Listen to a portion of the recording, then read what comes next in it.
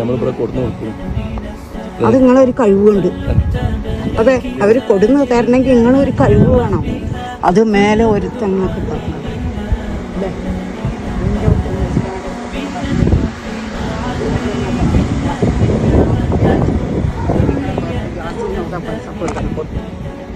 ഒരു ജുമാക്ക് പോവാം. ഇന്ന് വരെ ഞാൻ മറന്നിട്ട് എൻ്റെ കുടുംബത്തിൽ ഞാൻ ഒറ്റപ്പെട്ട് ജീവിക്കണവരൊക്കെ ശല്യത്തിലാണ് ഞാൻ ജീവിക്കുന്നത്.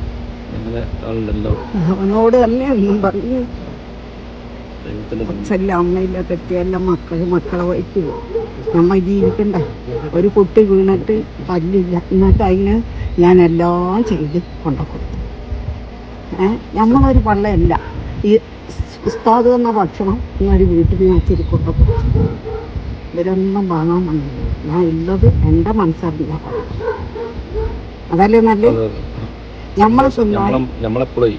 നമ്മളത് മാത്രമല്ലല്ലോ നേരെ ഒരുത്തം തരുന്നതാണ്. നിങ്ങളെ ഉപ്പാക്കും ഉമ്മാക്കും കുടുംബത്തിനും നിങ്ങൾക്ക് ദീർഘായുസ് പടച്ചോ തരട്ടെ. കാണാനുള്ള വില്ല എല്ലാവർക്കും അല്ലേ?